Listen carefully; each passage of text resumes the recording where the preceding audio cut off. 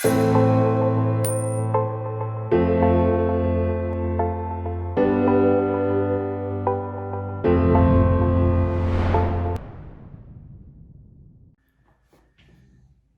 there's a lot of confusion around Singapore and crypto related licenses.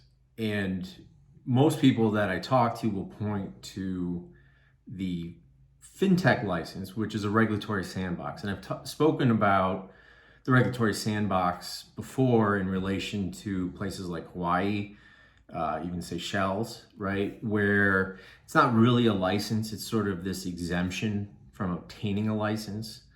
And the license itself hasn't been created in the sense that it's been fully vetted and regulated.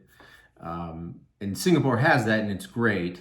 And I think it's the blueprint for something down the line. But what you're really looking for, and what you see crypto exchanges, OTC traders, and ICO issuers in Singapore obtaining is the digital payment token service provider license, which falls under their money remittance, money transmitter license structure. So I believe it's a class F license. And it's great for a few different reasons. One, the speed. The speed in which you can acquire the license is under 2 months. The capital requirements are very low to non-existent. And the application fees are minimal, $2,000 US. Incorporation in Singapore for the subsidiary holding the license can be done, relatively inexpensively for around $1,500 as well. And you'll find that the license is very malleable and that it covers a broad range of activities, which is good and bad because you look at the atmosphere in, say, the United States, where people are hesitant to use launch ICOs in the United States, even though there's no action letters to the fact that you can in fact create a utility token, but you don't need a license to do it, right? Well, Singapore's fully regulated, so for an ICO you need a license.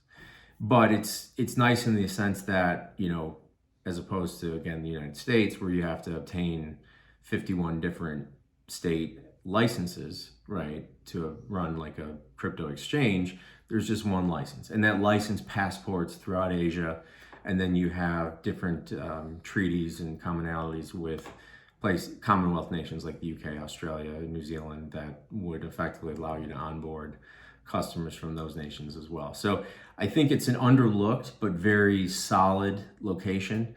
There is some regulation and some review post-licensing that can be cumbersome in the sense that every 6 months you effectively have to meet with regulators, and right now that's going on remotely, but typically there's a kind of formal sit down, which would otherwise require a trip to Singapore, which is a great place, by the way, but somewhat cumbersome to get to under the current environment.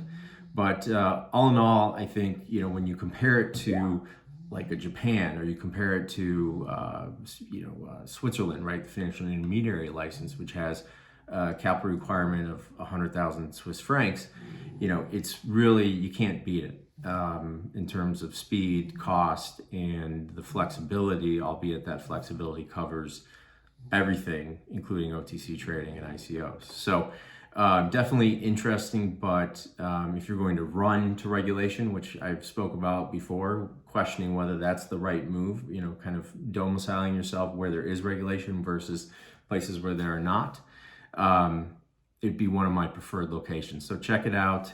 Singapore digital payment token service provider, class F money remitter license.